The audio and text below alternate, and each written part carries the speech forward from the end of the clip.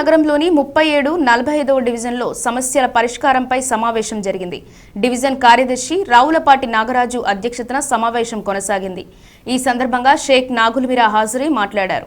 37, 45వ డివిజన్లో డ్రైనేజ్ పనులు మొదలుపెట్టి నెల 20 రోజులు దాటినా కూడా ఇంకా పనులు పూర్తి కాకపోవడం చాలా దురదృష్టకరమన్నారు. ఎందుకంటే ఈ ప్రాంతం వ్యాపారాలకు ప్రసిద్ధి కావుంది కావున ఇక్కడున్న వాళ్ళు వ్యాపారం చేసుకుంటే ఇల్లు గడిచే పరిస్థితి ఉందన్నారు.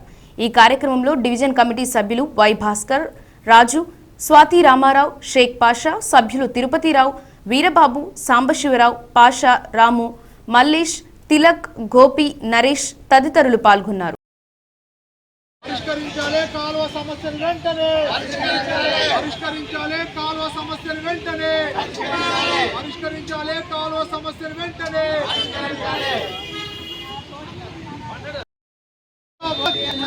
జిందాబాద్ జిందాబాద్ కమిషనర్ గారు ఈ కాలువ సమస్యను వెంటనే కమిషనర్ గారు కాలువ సమస్యను వెంటనే జిందాబాద్ పరిష్కరించాలి కాలువ సమస్యను వెంటనే పరిష్కరించాలి కాలువ సమస్యను వెంటనే పరిష్కరించాలి కాలువ సమస్యను వెంటనే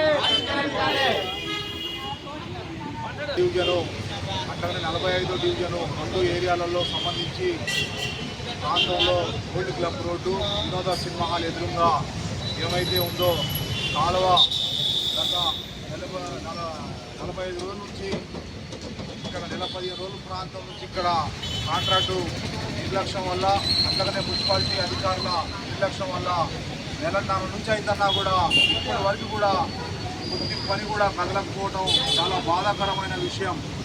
ఇక్కడ ఖమ్మం నగరంలో ఓల్డ్ బస్ స్టాండు అట్లాగనే వినోద సినిమా హాలు అట్లాగనే ఇక్కడ వ్యాపారస్తులు ఎవరైతే ఉన్నారో వారందరూ కూడా వాళ్ళ షాపు ఆధారం ఎలా తీసుకుంటూ అట్లాగనే షాపు రెంట్లు ఎలా తీసుకుంటూ వాళ్ళ కుటుంబాన్ని ఎలా తీసుకోవడం అనేది షాపుల మీద ఆధారం ఏమైతే షాపులు నడుస్తేనే ఏమైతే వాళ్ళందరి జీవన ఆధారం అనేది వెళ్ళడం జరుగుతుంది.